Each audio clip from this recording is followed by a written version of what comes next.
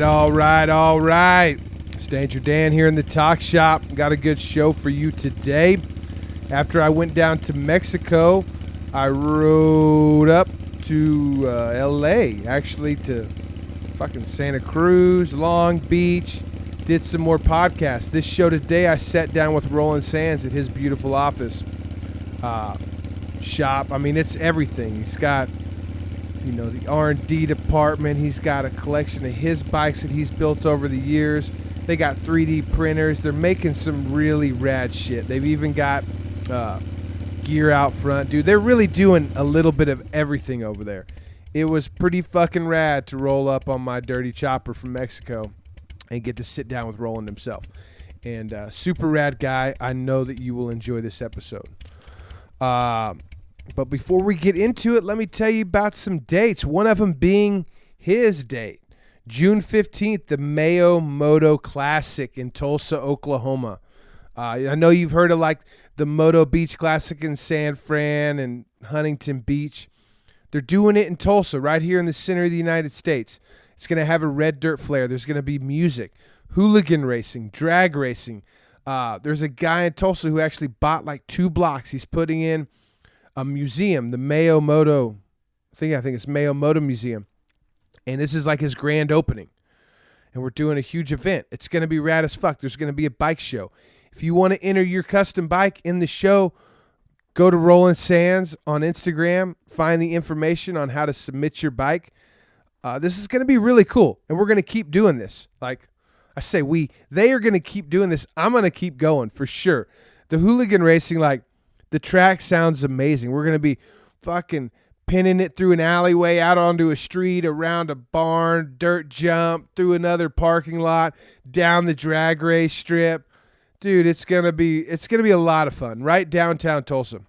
And if you're not familiar with Tulsa, I have some experience. My grandparents live there, and the people of Tulsa have really done a lot to build up the infrastructure and do some really rad things. And it is a beautiful place. And I'm really looking forward to this event. So put it on your calendar, June 15th, the Mayo Moto Classic, put on by Roland Sands Designs. The weekend after that is Born Free X Games qualifier in California. Fingers crossed my van's running good and I haul my race bike and my chopper out west and race and ride and, you know, experience Born Free. I haven't done that yet, so this will be a first.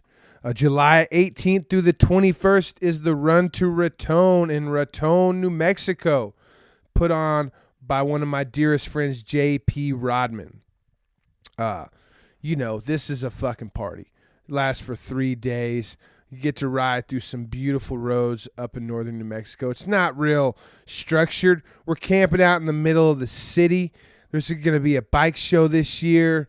There is going to be a giveaway. JP is giving away the trike that he is building for Born Free. There's going to be some great live music, a pinup contest, and just all around good times. So make sure you are in Raton, New Mexico, July 18th through the 21st for Run to Raton. This is the 3rd year. And one more thing before we get into the show. This show is brought to you by mcshoptees.com, the only way to support every local motorcycle shop. That's right.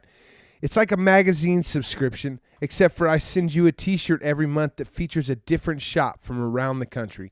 I find the baddest artists to do the fucking sweetest work, and we feature the coolest shops that will help you out. Like, these are shops that you want to know about if you travel around or if you just want to support people doing rad things. The shirts are just printed once. They have the date on the tag, the artist's signature. Each shirt comes with a postcard that tells you where the shop's at, what they specialize in, and how they can help you and how you can get a hold of them. It's a beautiful thing.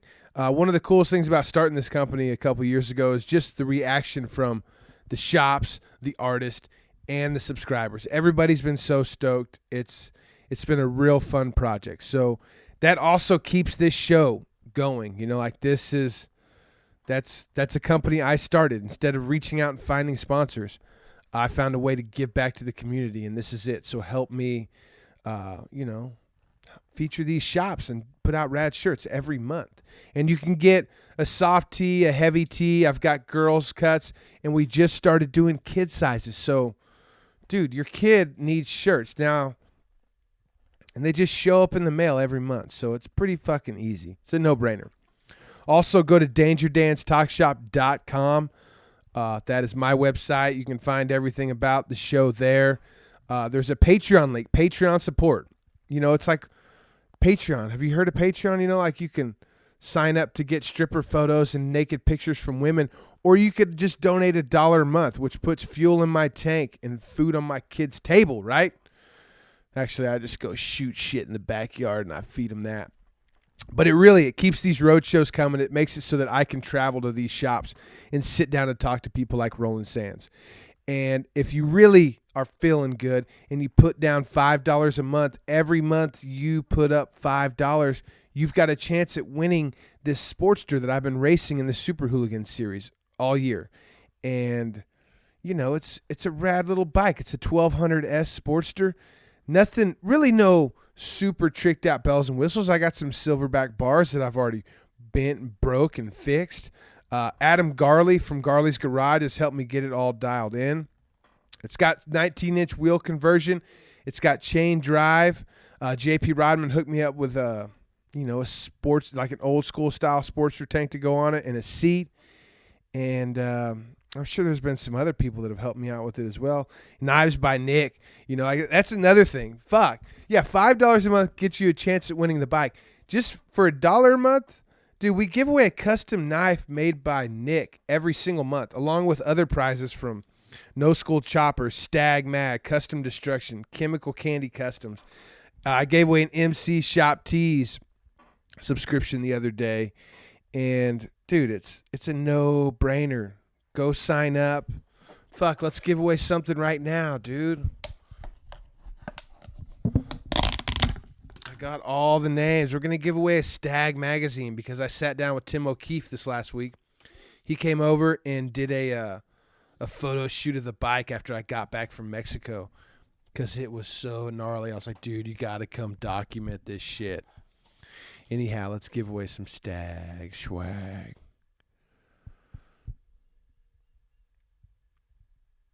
Justin Steele. Justin Steele, thank you for supporting the show. You just won some Stag swag, and I will get that out to you. I won't get it out to you this week.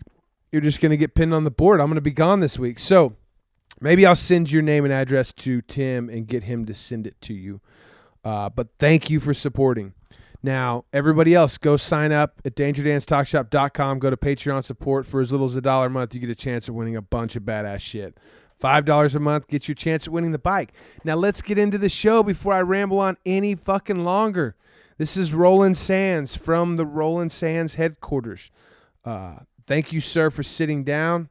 I look forward to seeing you June 15th at the Mayo Moto Classic in Tulsa, Oklahoma. Yeah, I don't... Roland Sands. This is the fucking headquarters, huh? This is it. Yeah? How long you been here? 9 years. At this building? Yep. Did you grow up out here? I grew up in Long Beach. Okay. When I exited and there was a fucking racetrack sign, I was like, I am definitely in the right spot. What racetrack is that? That's Los Alomitos, which is a place that we'd love to throw a race. It's a mile track, Dirt track? It's a mile dirt track. Yeah, horse racing. Okay. Yeah, but I mean, there's potential to do stuff there. Like there's never a location these days we pass by. I'm like, oh, we could throw a race there. Oh, we could throw a race there. It happens. This place is right around the corner. But every location's got a story, and every location's got, different people and how to find your way in there and talk to somebody and convince them that you're going to take care of their space. Yeah. We did a horse track a few weeks ago in Texas. It was a 5/8 mile. Yeah. And, they had to scrape it off in a couple layers, keep the dirt separated so they could put it back together right. And then that pipe fence around the outside, I fucking threw, I don't know how many hundreds of hay bales, but yeah, it was intimidating with that fucking pipe fence out there. Horse tracks are built for horses. Yeah, that's right. They're not built for people going 100 miles an hour. No. And that's always scared me about dirt track racing in general, is just seeing stuff like that, you know, with the miles or even half miles. I mean, when you bounce off a wall and you get thrown back into the track, you know, that's when shit gets real dangerous. Mm-hmm. Yeah, they did a horse track in Arlington one year, I think in the late 90s. Willie McCoy was there, and some dude fucking didn't make it, and they never raced there again. It happens occasionally, man. So did you grow up racing dirt, flat track? I grew up road racing. Well, I grew up just riding motorcycles. I grew up surfing and skating. Like, that's why I grew up in Long Beach. And I did more of that than I did racing because my dad was a pretty busy guy. And he was working constantly. And he's like, if you want to go racing, you know, A, you got to work. Mm-hmm. And B, you got to get yourself there and back. Yeah, skateboard and surfboard is a lot easier to maintain as a kid. Yeah, and I mean, I was, you know, you're 16 years old. I mean, all I was really concerned about back then was girls and partying and, you know, having fun. And as I got old, because my dad didn't take me racing, you know, like he was more like he wanted to go snow skiing, or he wanted to go water skiing, or he wanted to ride dirt bikes and have fun because he wanted to have fun too. Yeah. Which was cool. I think it was a real good way to grow up because I didn't get sick of it when I was younger.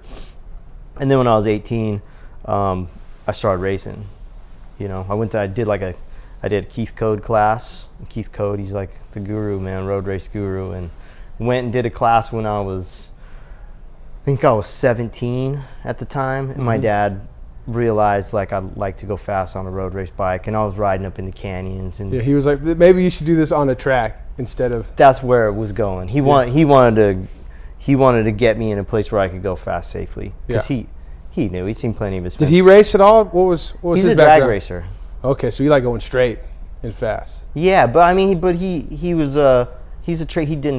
done track days, you know. I mean, he built all kinds of crazy bikes, sand dragsters, and, you know, he used to build stuff for Bob Corral.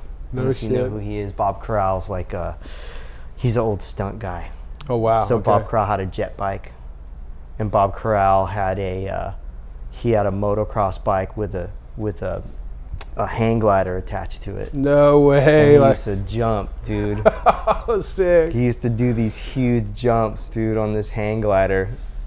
Yeah, crazy stuff back then. My dad used to do like a bunch of movie bikes and kind of like interesting stuff like that. That's cool. Yeah. Remember Nighthawk? You ever see that show? No. He built a sick like Nighthawk. I think it was an XR600. Okay. Crazy, like, kind of body bike that they did. Had this big, like, eagle nose on it, and Morse mags and big 13-inch rotors and calipers, and they used to jump these things, and they built a bunch of them. It was a movie or a show? It was a TV show called Nighthawk. Okay. George Clooney debuted. It was George Clooney was in it? George Clooney's debut. He was like a gangster dude who died in the film, or died in the short. It was pretty funny.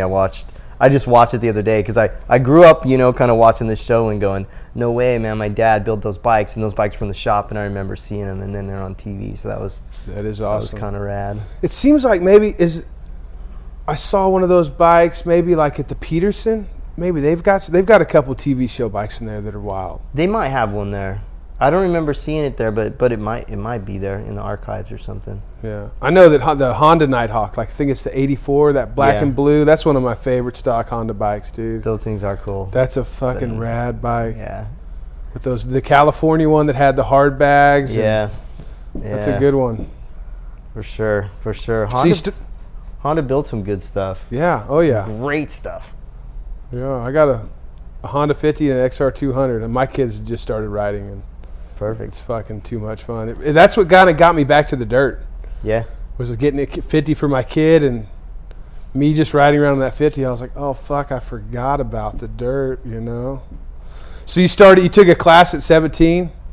Yeah, I took Keith Code class at 17, and that kind of turned into me like getting really excited about riding a motorcycle. You know, I went, and at the time I was like, you know, the fastest guy in the class. And so I don't know why, but that I was like, oh, you know, respect. You know, you get respect if you ride a motorcycle fast. It was just like a thing. Yeah. And it kind of just clicked in my mind, and I'm just like, I really enjoy doing this a lot. I think I could be good at it, and I'm willing to work hard and do it. So I just was like, Dad, I'm going to do this, man. Will you help me do it?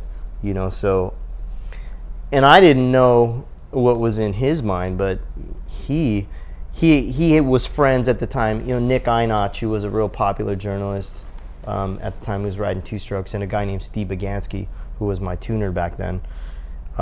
My dad had kind of a relationship with those guys. Used to help him out with wheels for their 250 Grand Prix bikes before I started.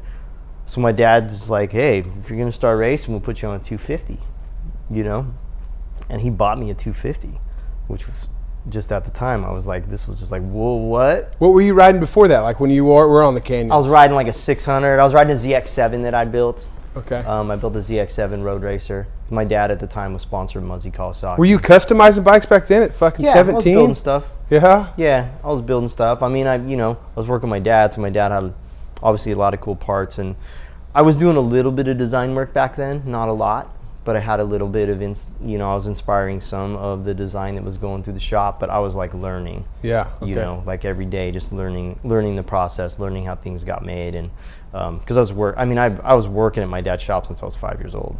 Nice. And then I got in quite a bit of trouble when I was like 17. Yeah. So right about the same time as the.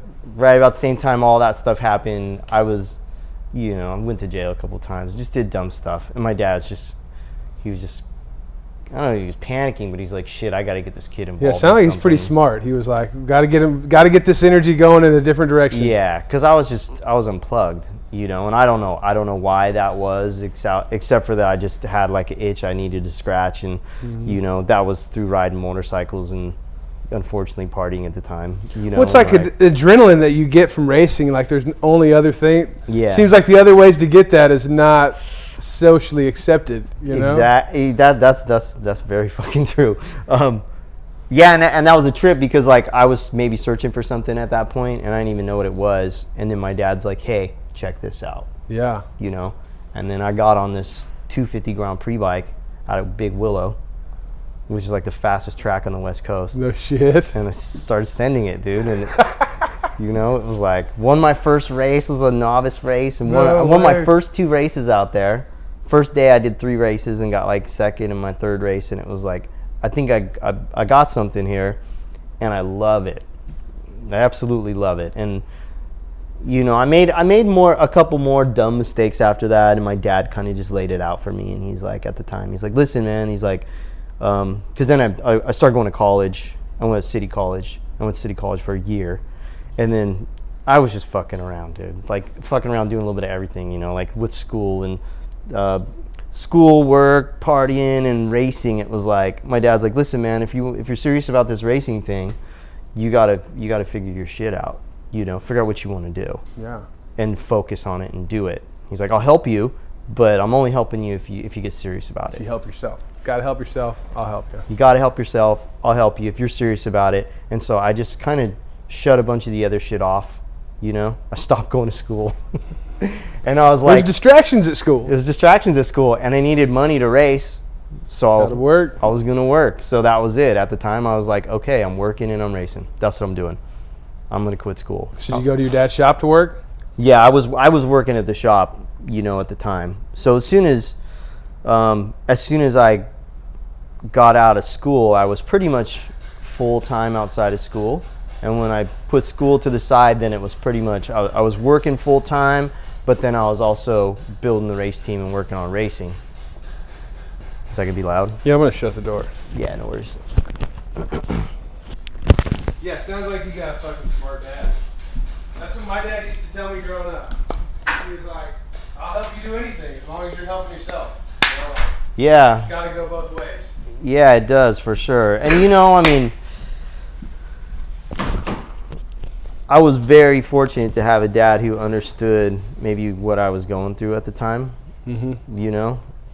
And I look back and I think, if there's anything my dad did for me, it was give me a work ethic, but more than anything, have a reason to have a work ethic. Mm-hmm. Just going, you need to have work ethic and you need to bust your ass. Well, what's the end goal? Yeah. And for a kid or for someone who's growing up and searching, like, it's really difficult to find those things that inspire you and motivate you.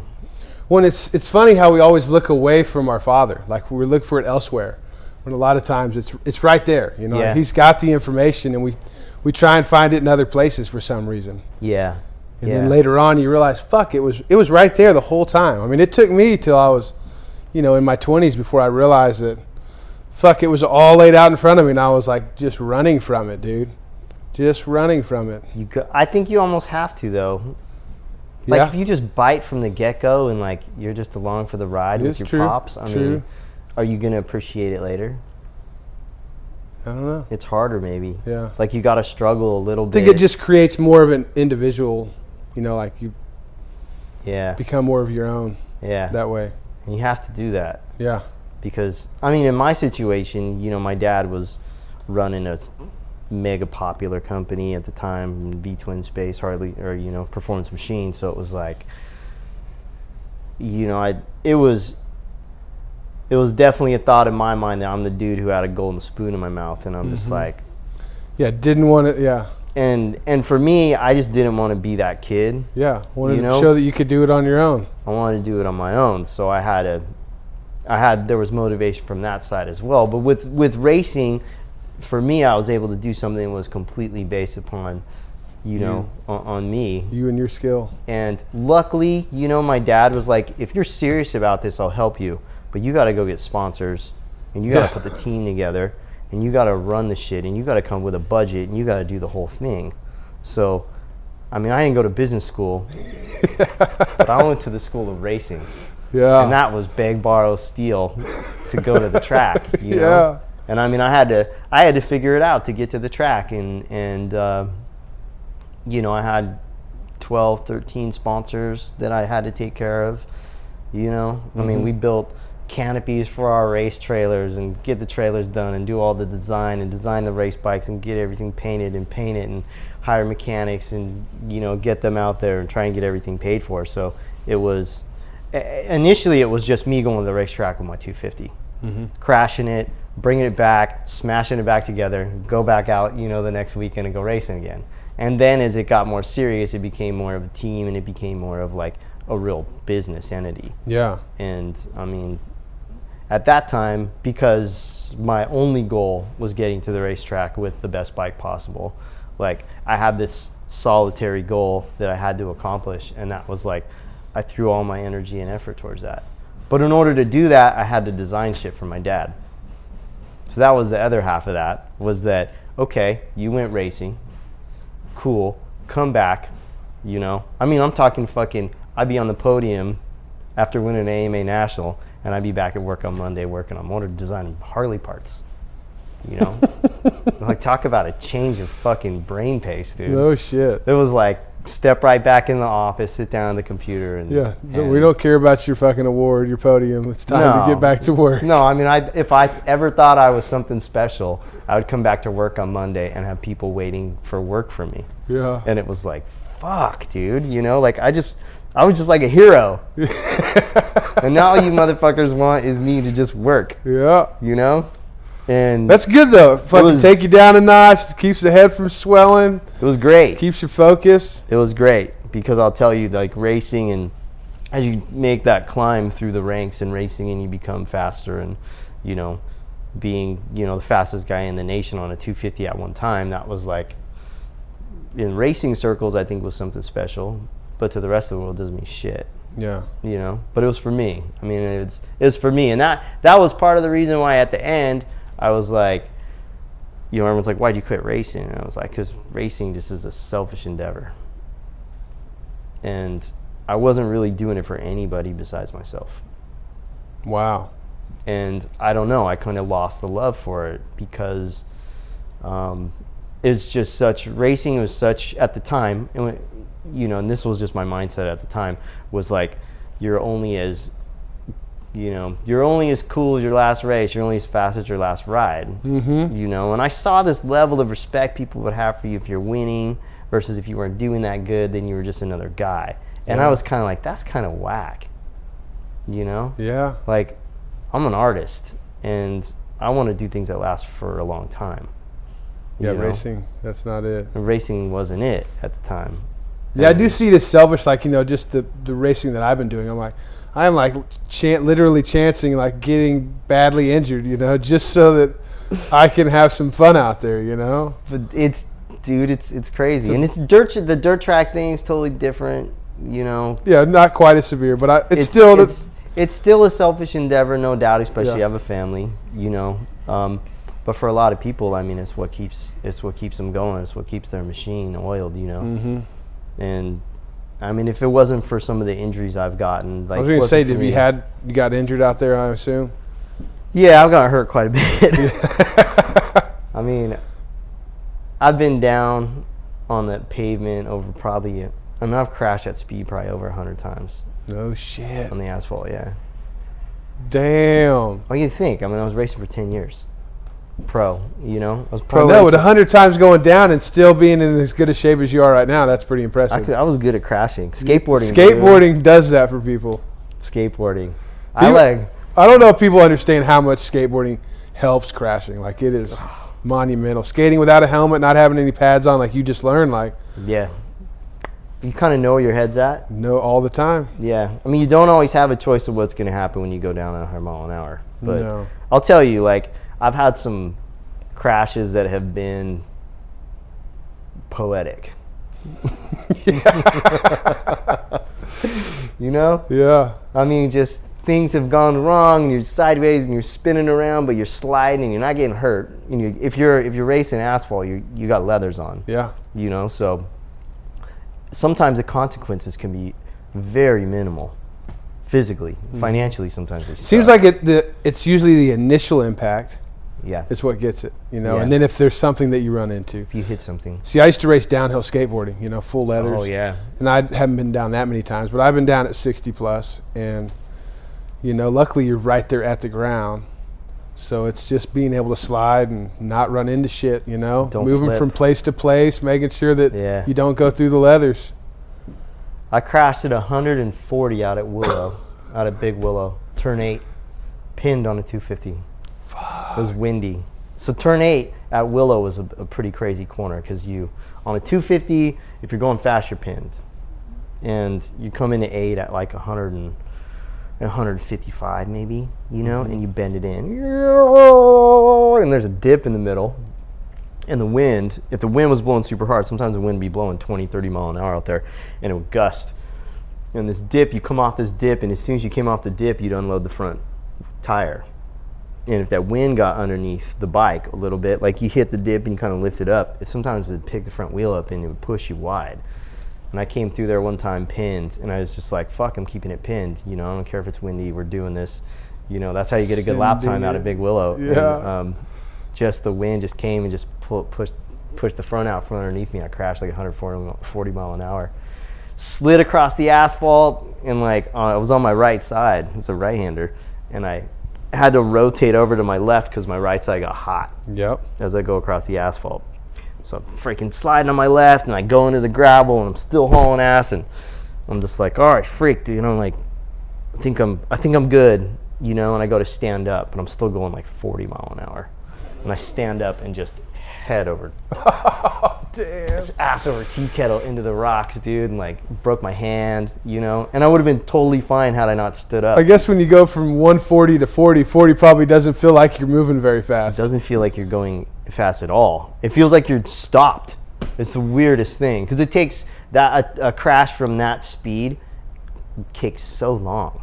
You don't realize you're sliding for a couple seconds, 3 seconds or whatever. Yeah. You know, and it feels like forever, because time slows down when you crash. Everything slows down. It's like the fucking Matrix, man. Like. Well, I mean, it's the point that you have to be in the headspace to race like that at that level. Like, you know, it's almost like a flow state. I was talking with Josh Slay yesterday, you know, about surfing, and you know, like, you can't have, there's like other things in your life have to be right too. Like, there can't be any other thing going on in your head. There can't be anything pulling at you. Yeah. You got to just be reacting. Not thinking about it, just going. And then when that happens, you know, it's like you have time to think, even if it's for 3 seconds. Yeah. Oh, stand up. Well, no. That's a cool space to be in. That was amazing. That was a big reason why I love to race. You know, why I like riding flat track too. I like kind of doing anything that shuts the world off. Mm-hmm. You know, because for those moments when you're out there pushing, I mean, you better be focused. And if you're riding hard and you're pushing, well, you're gonna be focused. It's just a forced thing. Yeah. You know, And that's it's not something that you can like teach people. Like you got to experience it first before you can even talk about it with somebody. Yeah. Well, a lot of people don't get that. No. A lot of people don't get that forced focus. No. I mean, that's something people got to want. I mean, you can put them in a situation that would require it. Yeah. But, what's that for them? It's like a natural disaster. I mean, it's the same thing. It's like when everything else goes out the window, what you're going to have for dinner, the fight you had with your wife, what's going on with your kids, even if you're sick or something weird's happening over here. While I was racing, I had fucking ulcerative colitis, which was kind of gnarly. What is that? It's just an intestinal, it's a autoimmune disease. I mean, I still have it, but it's in remission. But yeah, I put that in a podcast. But, like at the time, like I had it, but I would never think about it when I was on the track. No, fuck Off no. the track, yeah. Okay. It was like dealing with the situation, but yeah. On the track, it was like all of that went away. So did you have to replace that, like not getting there anymore when you quit racing? Was there another way that you like? I was depressed. Yeah. But like I said, I was designing a lot. I was doing a lot of design work. And before I retired in 2002, like from pro racing. Okay. I started building bikes. But I built bikes before that, but then I was like, oh shit, I really need to build like a full custom bike. So I started with a frame. I built a Sandy Cosman Softail, which was like kind of it was an FXR motor and chassis. Okay. And like more of a Softail. They call it Softail just because it had a Softail style, but had this lower slung shock. Pretty trick chassis setup. It's like a little drag bike. And built that from the ground up and really just put my head down. Through racing, I kind of learned the mill and the lathe and learned how to do a lot of handwork and stuff. So when I built that bike, I just kind of took everything I learned from racing and threw that into a custom bike. Was that something you built for yourself? Something I built for myself, yeah. Yeah. Yeah, it was at the time marketing bike for PM. Gotcha. But I built it for myself. Yeah. And so building that bike, and I took that bike actually to my last AMA road race, which was at Laguna Seca. Laguna was the first track I won. Did you go into that race knowing it was your last race? Did you say last race? Kinda. Yeah. It was like, I don't know. I just didn't have much more to gain from riding 250s, and I really didn't want to race I didn't really want to chase the super bike dream because I was going to start spending a lot of money. My mom was probably a big factor because she just see me go through so many injuries. I broke my back. I broke my back the year before that, 2002. Yeah. Or no, I broke my back in 99. Yeah.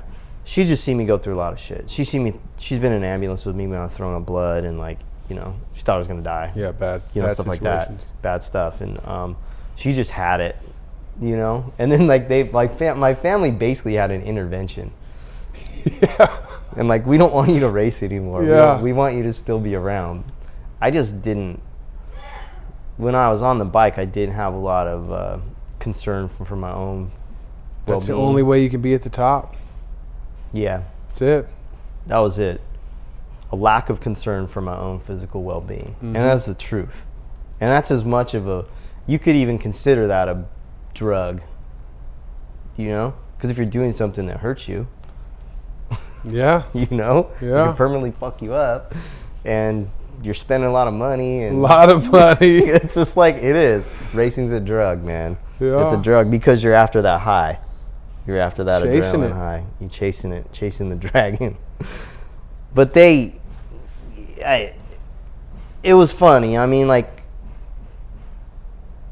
that was definitely a big part of it, my parents, And then I was racing in England, I got other rides, like Ducati wanted me to ride a super bike, and for factory Ducati here in the U.S., and I was over riding 250 Grand Prix bikes over in Europe and things like that. So, I could go race for other people. The speed was where it needed to be. My speed was there. When I retired, I was faster than I'd ever been.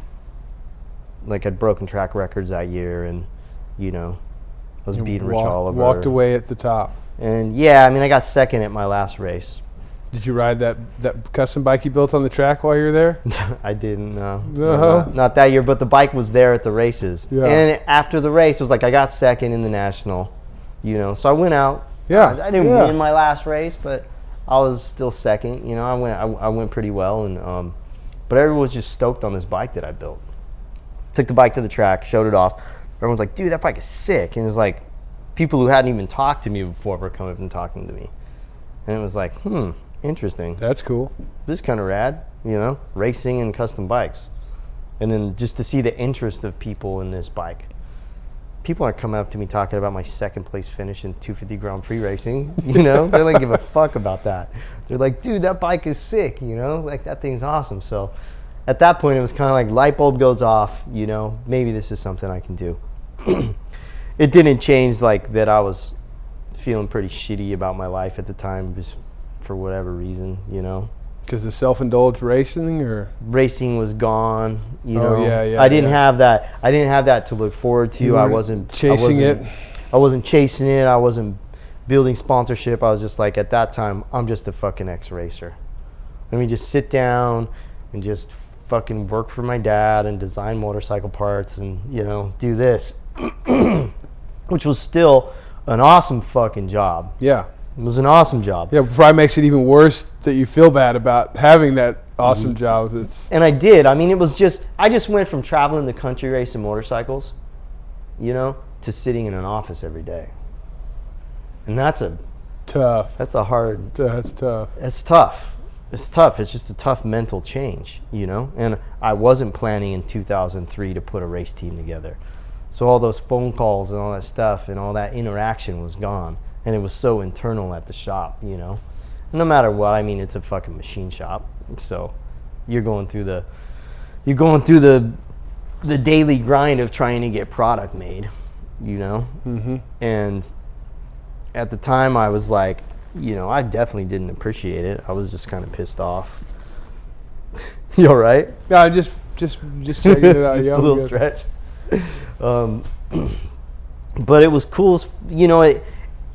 My mom looks at me and my mom goes, "Roland, you're fucking designing all these motorcycle parts. You've designed like this big portion of the catalog. Why aren't you building bikes? You built that bike, that last bike, build another bike. What's wrong with you?" And I'm like, I guess you're right. I mean, you got some good parents. She just pulled you out of that funk. I remember my mom was the one, because she saw that I was, you know, in a not a great space at the time. She's like, get motivated. You know, build something. And I was like, okay. So I fucking picked up a Ron Cavell DVD. Ron Cavell's like a metal shaper. Okay. You know, and like a fucking how-to on like metal a how-to, and like literally bought like a fucking, you know, a shot bag and hammers and a freaking roller, like a cheap roller at the time. Yeah. And just got the stuff I needed to start building sheet metal, because I was like, well, what I want to do, we can't do. You know, like we don't have any sheet metal tools. You don't have this. We're not bike builders. We're just kind of putting motorcycle parts on bikes. You know, I want to do something. I want to build what I see in my head. So this is like 2003, right? 2003. So this is like right after the fucking TV chopper craze, right? This is right when Jesse James was doing his thing. History of the chopper. Biker build off was happening. Yeah. You know. And I'm like, if fucking Jesse can do it, I can do it. Yes. I'd worked with Jesse before. Yeah. You know? What Jesse was doing with choppers, I mean, I was building my race bikes in a shop next to Jesse James building choppers for my dad, or building custom bikes for my dad at the time. My dad always had one guy on hand who would build bikes and do that type of stuff. Jesse was there for 2 years. Okay. So I developed a funny relationship with Jesse at the time, and, you know, drove the Sturgis and did all kinds of dumb things with Jesse back in the days, you know, before he was a TV star guy. Yeah, okay. And then Jesse, you know, started doing his TV stuff, and I was kind of watching over here being a racer and watching him do his thing, and I'm like, fucking this West Coast Choppers thing is like a real deal. Yeah. It's getting all this TV attention. Now there's all these bike builders. I'm like, I could do this shit. Not only that, but I can ride. Yeah. And none of those guys can really, I'm not going to say none of them can ride, but none of them were They weren't riding at that level. No Not one's riding even close. No one's riding at that level. And so I thought, well, shit, I got that. Mm-hmm. And I know I can build something way different than what everyone's doing because I had this race perspective. I couldn't forget anything that I'd done on a 250. It was like from that point on, every bike I built had like this high performance aspects of it. Yeah. So we started going down that route, and that's funny because I built the hard way, which was that orange and green bike, which was the first bike that I really did sheet metal on. And, I was working with, at the time, my race tuner, Todd Silicato, who also worked at the shop as an R&D guy. We were working together building bikes. And we both had like a similar aesthetic about what we like to do, building these high performance custom bikes. Yeah. And that's where it all started cooking, And So no one was building real high performance V twin bikes. There was a few guys. Yeah. Sundance was building like really high performance Sportster racers. There was at the time, I guess, the 883R flat track series and road race series. Yeah. That stuff was going on, but those were like race bikes. Mm-hmm. So the custom scene, it was like everyone was building these big fucking gay choppers. Mm-hmm. And we were like, no, we're not doing that. We still wanted to build high-end bikes though. Yeah. Like the secret was like, how can you build at the time, quote unquote, $100,000 bike? Wow. And how do you not build that and still get people to want to spend the money to do this? Well, people like to go fast. People like to go fast. People like authenticity. Yeah. At the time, and the chopper thing, it wasn't authentic. Mm-hmm. It was a bunch of old dudes with money. Yep. And they were trailering their bikes to Sturgis and riding them for a weekend and putting them in the garage. It was great financially. Yeah, it was booming back then. Dude, PM was selling lots of shit, I'm sure. So much shit. I couldn't design a wheel that was expensive enough. I'm serious. That's insane, man. That was the thought process. 2005, 2006. Yeah. And that's when I was in the middle of all the biker build off shit, Mm-hmm. 2000, I think it was 2005 and then 2006 were the build offs. So right in the middle of the TV stuff. So when you first started building, after the slight depression, the first bikes you were building, were they for you, or did you plan on selling them? Were they showcasing? I mean, what was it just like an outlet, an art form, just something to release at first? Yeah, it was definitely, for me, something I felt like I had to do. Yeah. I needed to do something. I needed to throw the creativity and the energy somewhere. Mm-hmm. I need a reason to work late. I need Yeah. a reason to like get up in the morning. Mm-hmm. And that was exciting. I was like, oh, this is cool. And then the recognition from it, was real. And I kind of realized like, oh shit, you could build something with this. I got way more attention and way more media from building bikes than I ever did from racing. And such a wider platform because it went worldwide. No one cared about 250 Grand Prix racing in Europe. No. But everybody cared about the custom bike scene, especially if you're doing something new and different. Yep. And then I think a lot of what we built really resonated overseas. So were you taking them to shows? Yeah. I never really liked doing bike shows, but we would take them to shows. I wouldn't really enter in bike shows. I wasn't about being like a bike show guy or trying to win bike get shows. The accolades of whoever was giving them. I've never liked doing that, like judging bikes. I just never enjoyed that part of it. So I guess from there, that's when the RSD brand. 2005, we came up with RSD, and that was like this group of product that we started pushing through the shop that was like nobody thought would be successful. And really? yeah, everyone's like, dude, no one wants that shit. We were building like black parts. At the time, it was like contrast cut stuff. Then everyone's like, what is this? And I'm like, I don't know. We're just going to try it and see what happens. Yeah. So we kind of introduced that to the V-twin industry, but then just blew up and everybody just perverted it, and then it became something completely different.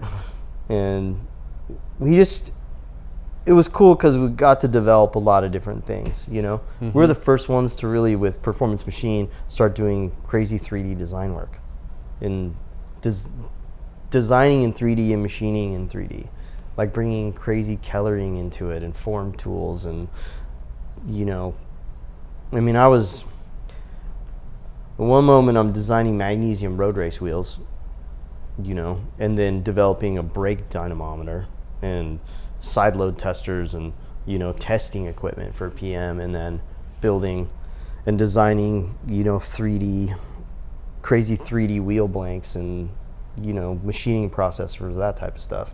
Working with engineers and working with the programmers on how we can machine like a new look and not have it be too expensive. Yeah. You know, so form tools are a big part of that. Coming up with special tools to cut surfaces and material that made it look organic rather than like these classic square billet parts. Because we took it, Performance Machine and, you know, SolidWorks and 3D design technology really took PM and elevated the company at the time, because we went from the square chunky 80s billet look to these more form and flow and parts that looked organic. Yeah. Yeah. There's a lot of progression you've seen. It was a trippy time. Yeah. It was a trippy time. And the money was there to do it because people were buying the shit. How did like the recession 2008 hit you guys? 2008 was a trip. I mean, for PM, it definitely cut some of the icing off. I mean, because there was $50,000 motors, $100,000 motorcycles all over the country with PM parts all over them, and then everyone was building frames. Yeah, you know, emissions we took a big hit with all the emission stuff. Oh, really? That too? Well, because people stopped building ground up custom bikes. You know, because in California you can only build one a year, or whatever it was. They would say it was crazy. Yeah, it was that was an interesting time, you know, because RSD, we started our relationship with Drag Specialties at that time, like right when the recession hit. Oh, wow, okay. And so we grew our business during the recession. That's when our business became something. No shit. 6, 7, 8. Or it started, I think, 2007 and 2008, 9, 10. 11. That's when like we were escalating. And that just going through drag just made it more accessible for everybody else. So your numbers didn't really. They were selling the shit out of it, man. Wow. We just kind of crushed everybody Talking about fucking timing, dude. It was weird, and it was neat. It was like all the older style products was what was in the market, and then we started marketing a whole different concept that had to do with riding motorcycles. Everything was chicks on bikes. Tits and bikinis and choppers, wide tire choppers. And we're just like, fuck that, dude. Let's go ride our bikes in the dirt. Yeah. You know? So like one of our catalogs, dude, was literally me and a guy that I work with completely sideways in the dirt on Softails. Sick. Hit like completely sideways. I like look like I'm about to fall off the thing. And that actually came from fucking riding out of Costa Mesa. Nice. The whole thing came from riding with Brad out of Costa Mesa Speedway on Harley Night. Wow. And that was 15 years ago. We started doing that. So it was like, yeah. And that was pre-hooligan racing, you know? That was hooligan racing. That was real hooligan racing. That was real hooligan racing. And I didn't want to build a Sportster. I was like, we're fucking racing Softails, dude. Yeah. You're not supposed to ride these on the dirt. Dude, I fucking raced my Rigid at all the races I went to last year that would let me. Fuck. That's hooligan. That's true hooligan shit. I mean, the hooligans, that's why we did Super Hooligan, because I'm like, it's not quite the same anymore. Even fucking hooligan. You guys are building race bikes. They've done it all before. It's called 883R racing. 883. Yeah. They did it. They raced half miles. They raced miles.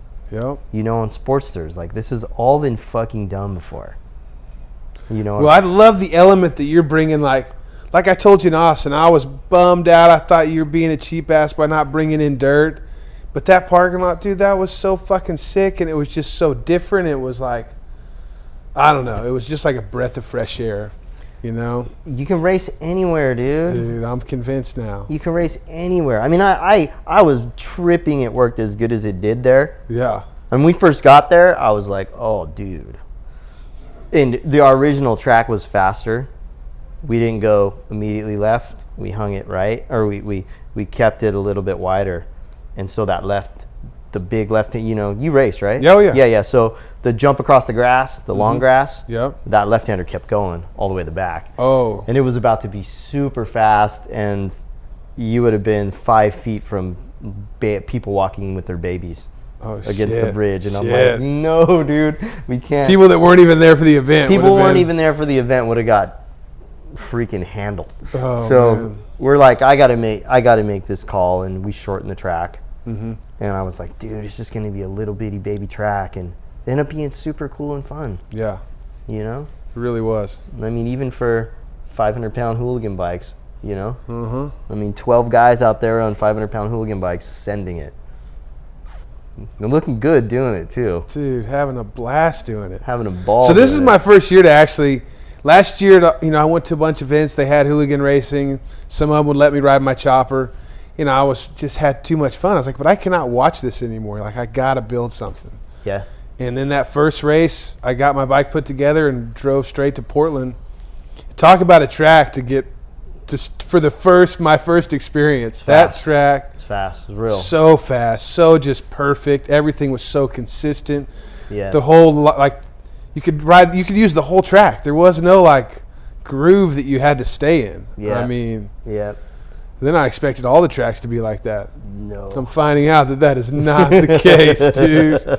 Not the case. That 5/8 mile, there was a groove like that big on that turn. That was, you get out of that, you're fucking sliding. Yeah. Big time. Yeah, no shit. On a 5/8 mile. Yeah. That's fast. Dude. That's fast. Fucking pipe fence around it.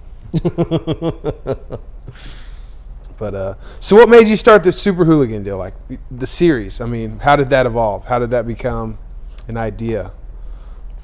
I mean, the Harley thing, you know, it's like there's this Harley only deal. And when Brad used to do his Harley nights, we'd sneak other bikes in there. But it's mainly Harley night. That's how it started. And then we're like, well, shit, if we want to grow this thing, we need to bring other manufacturers in the mix. Mm-hmm. You know? And our Indian wanted to do this thing. And we're like, shit, we got to try and build fucking hooligan bikes out of these Scouts. It's not a hooligan bike.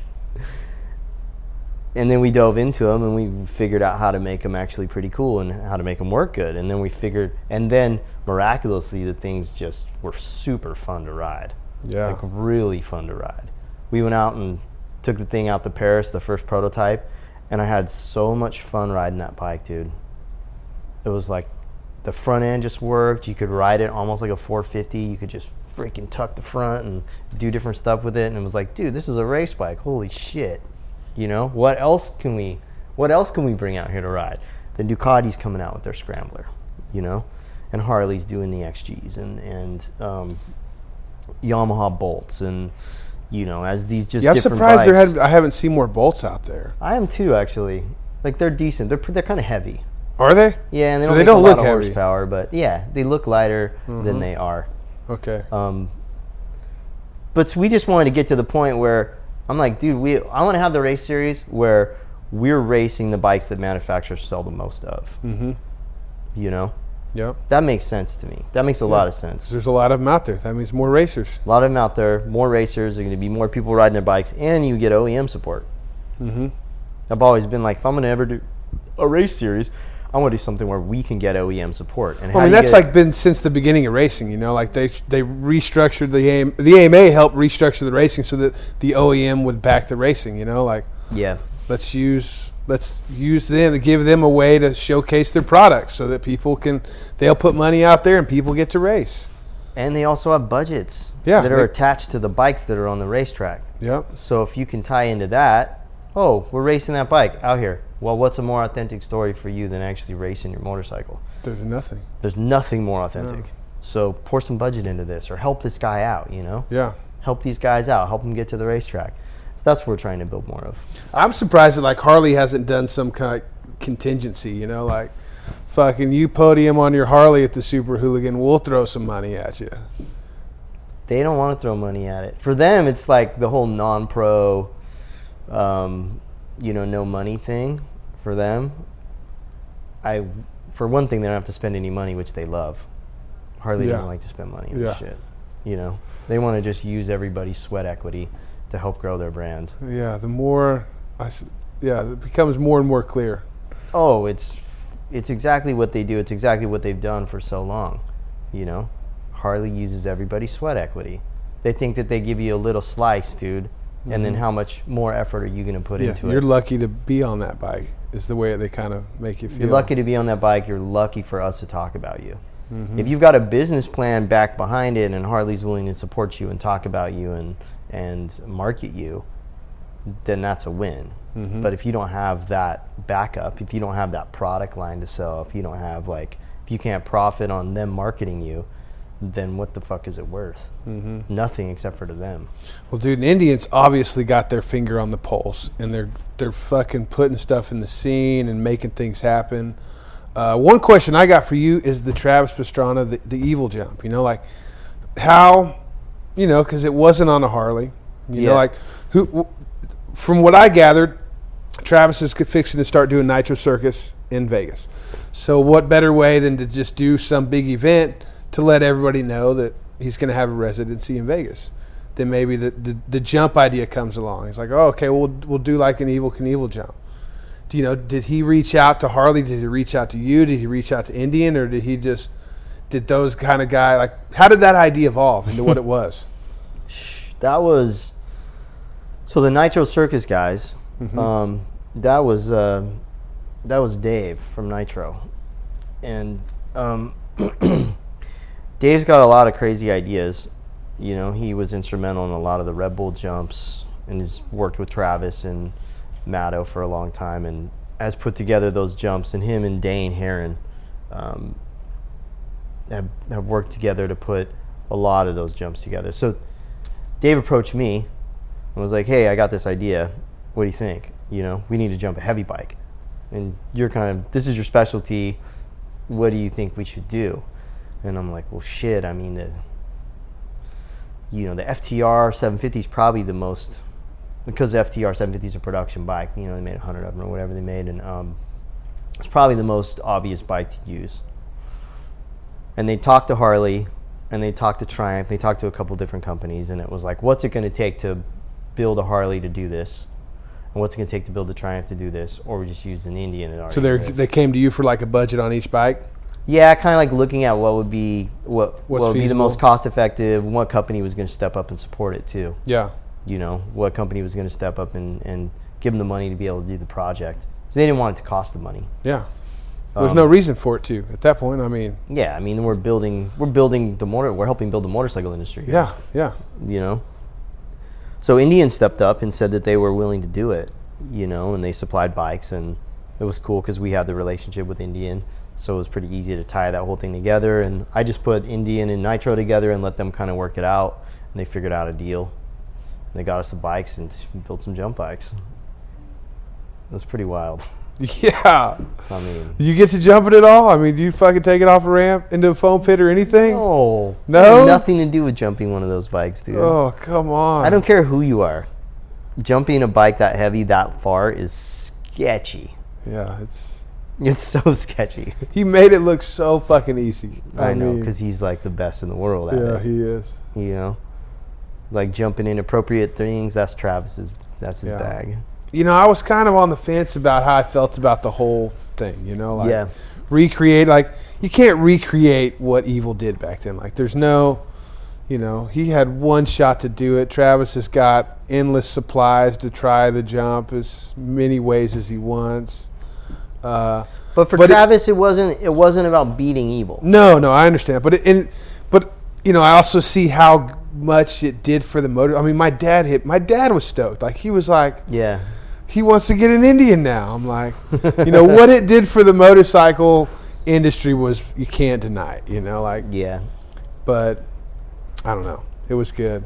I enjoyed it. I felt the same way at first. I was like, just kind of like kind of a touchy situation. He's not jumping an XR. Yeah. You know, he's not jumping an XR. He's jumping a. Maybe if they tried to. I guess they were trying to show how similar it was, the whole production on the TV. You know, instead of like really telling how different it was. You know, like at least pointing it out. You know, like it's a different situation. But you can't duplicate the insanity that was Evel Knievel. No. Because he wasn't that good of a motorcycle jumper. No, he wasn't that good of a person. He was a horrible person. I mean, he was a shitbag. Yeah. You know? I mean, it sucks to say that about somebody who's a legend and a hero, but, I mean, he's a thief. Yeah. You know? I did quite a bit of research on him, like when we were doing the jump, because I wanted to know. Yeah. I want to know who we're honoring here. This is not a guy you want to honor, dude. I mean, from that perspective, he was... But regardless of the person that he was, the influence that he had on every athlete, every extreme athlete today, it's there. Yeah. You know, I mean, Travis is one of Travis's heroes. Yeah. You know? Well, it's like the yin and the yang. To be that good at something, you know, to be that effective, there's got to be bad to come with it. He was a horrible businessman. Seems like Travis is the complete opposite of that. He is. Like the complete opposite. Every bit the opposite of Evel Knievel. Like the ego's not there. Just as influential though, you know, like motivating to everybody else. And just the talent level. Yeah. I mean, the level of Travis's talent it blows my mind every time I see him do anything. It's just the level that he pushes. Mm-hmm. Like what's a 720 TP flip? Did you see that thing that he did? No, dude, I can't keep up. I mean, you can't even tell what it is. You know? It's a double spin with a double flip. It's like a corked out 720 on a dirt bike. Well, it seems like he's got a state of mind that like I've never even experienced. Like I feel like I've experienced some things, but he's like he's just operating on a fucking another level. You know? Oh, 100%. Another level. And he gets other people to operate on that level. Yeah. He gives people the confidence to be able to do things they've never done before. Sometimes people get hurt, but, you know, I mean, if you're in that game and you're pushing at that level, you know, you want to hang out with that crew, you can get ready for it. Yeah, chances. I've never gone to Travis's house, and I never will. I don't want anything to do with it. Oh, man. I've already had my injuries. Yeah, that's wild. I was like, you should go out there. I'm like, no, dude. What am I going to do? I'm going to go out there and do a backflip. Yeah. I mean, that's what you do over there. That's what you do. Just to start. It's just for starters. Start. Yeah. Just for starters. What you're going to do it on, you can figure that out when you get there. I'm like, let's go to a road race track, dude. Yeah. That's where I'm comfortable. Oh, man. So I'm pretty stoked about the race coming up in Tulsa. You know, that little taste of pavement in Austin. You know, the Mayo Moto Classic. This guy is just putting in an amazing museum. Doing a giant grand opening. He's bringing you guys out to put on a fucking great event, right? I mean, this is kind of like are you responsible for like the Moto Beach Classic, right? Yeah.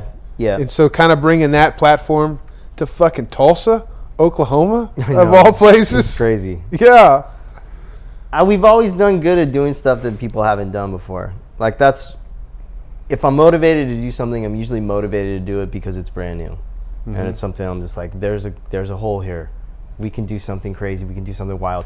Huntington Beach, it was like, let's throw a race on the beach. No one's done that.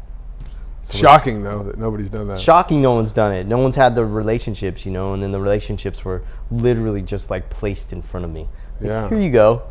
Do what you'd like to do, you know? And like my deal with John Reese, who runs the Surf City Blitz, because we combined Surf City Blitz and Moto Beach together last year. Yeah.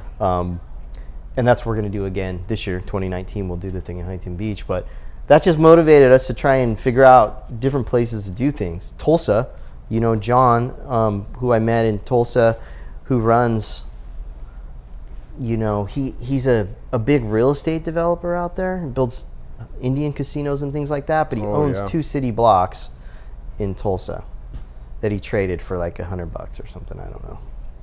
Like the place was just this huge sprawling spot that nobody really knew what to do with. So he took it over and he's developing it, but at the same time keeping it old school and cool. So we got this like 2 huge city blocks where we can build racetracks, and it's 2 streets behind us is the cityscape of Tulsa, which is like the biggest little city in the world. Yeah.